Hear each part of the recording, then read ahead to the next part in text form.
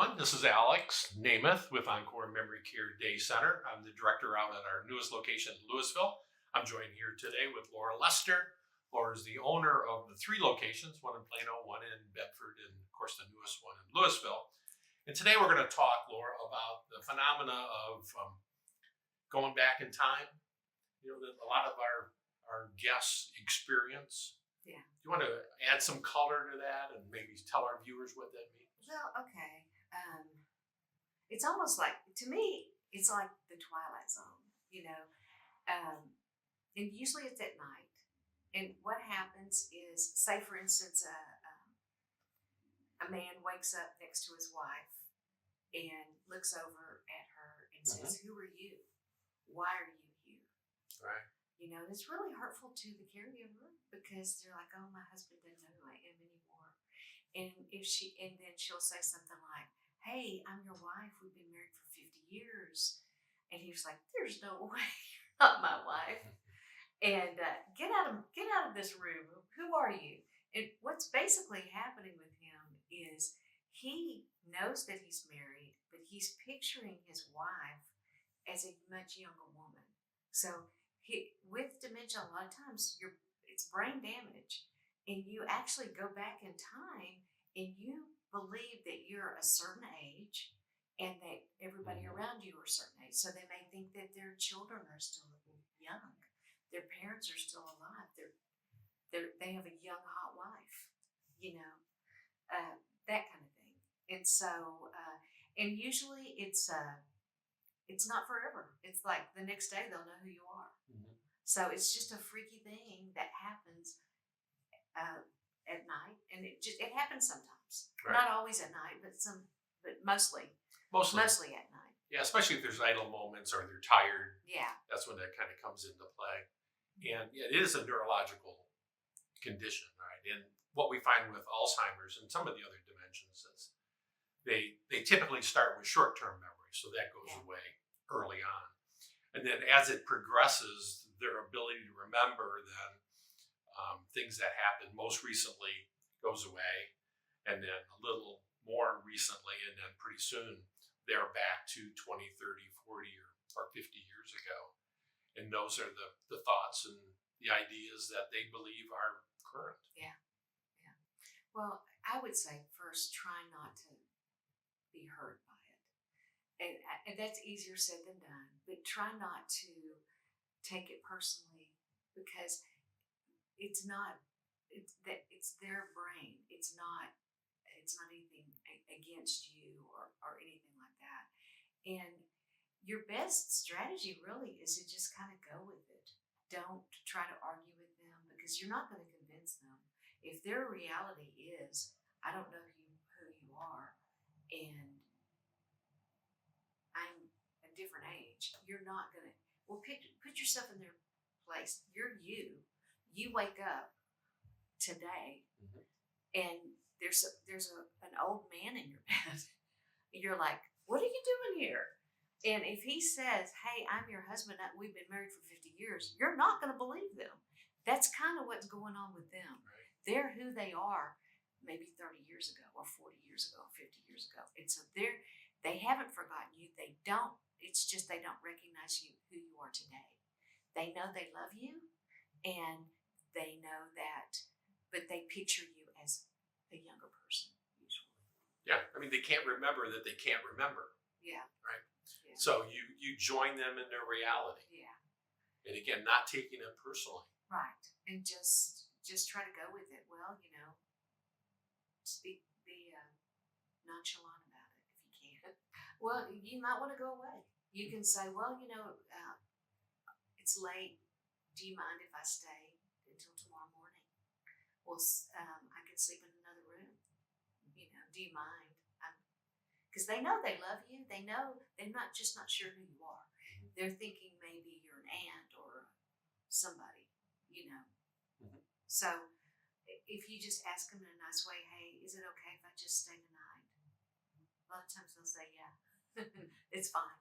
Right. Just do it in a way like, "I know this is your home, and I don't want to intrude. I want to be here for you," kind of thing.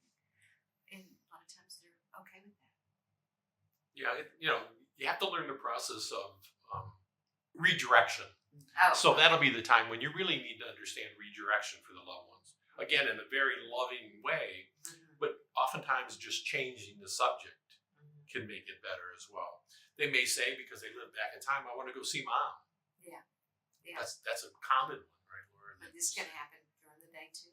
You know, Mhm. they'll say that one. I know that in our daycare center, we'll have people that ask for their parents Mhm. right during the day. So it does happen during the day. But go ahead. I'm sorry. Sure. Well, that's okay.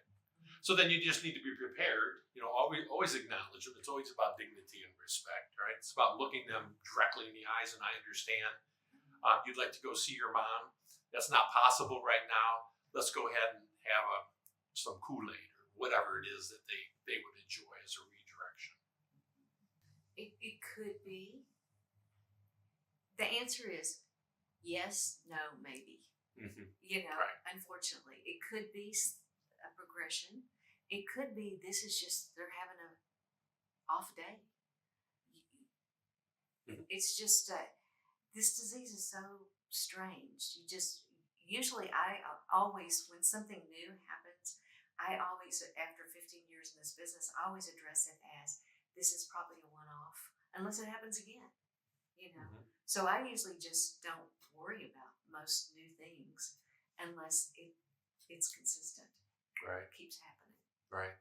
and then at that time it may be That's right. time to go to see the doctor, see Uh-huh. if there's progression. Yeah, so some of you seeing this may not have experienced any of this. Again, based on the individuals. With my dad, it was really interesting. So we were going to bring him down from Detroit.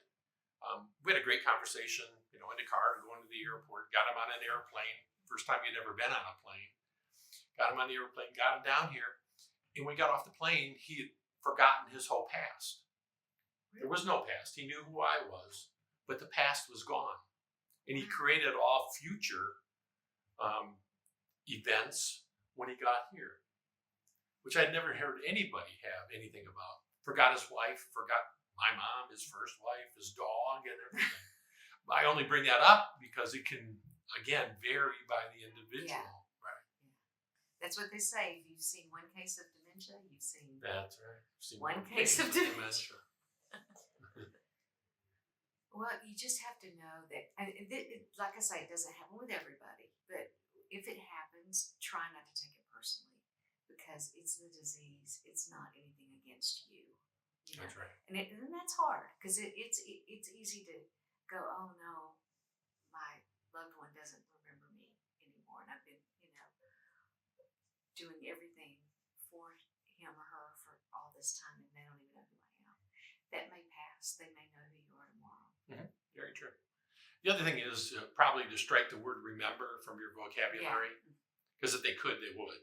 That's So you're really not helping yourself or them right. when you keep telling them, remember when we went, somewhere in the recent past, that they have no idea. Yeah. And by asking them 3 times to remember, it's not going to make it any better. It In just fact, makes them feel bad. the stress is going to increase now because they're going to become more anxious. You're anxious because they can't remember.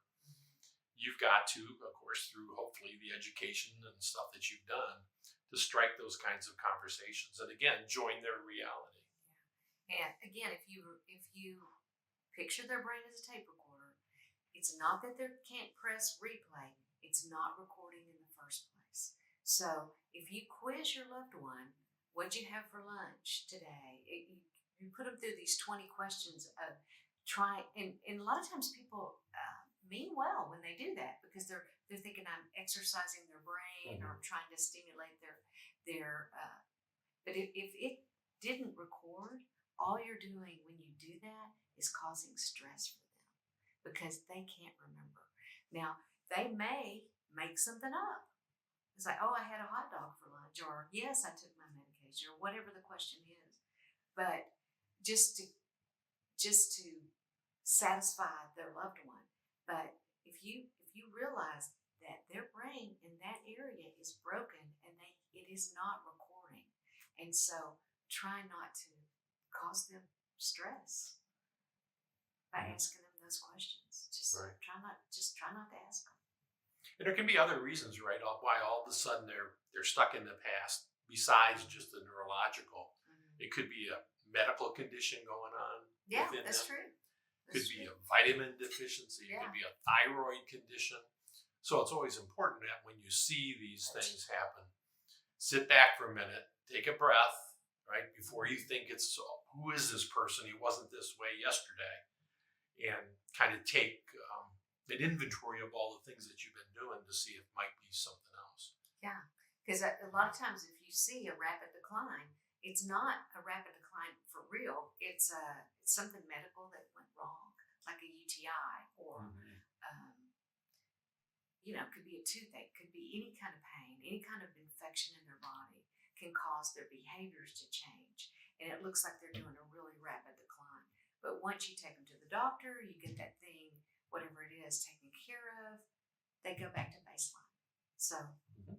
it's not going to get well necessarily, but they'll go back to where they were before. Sure.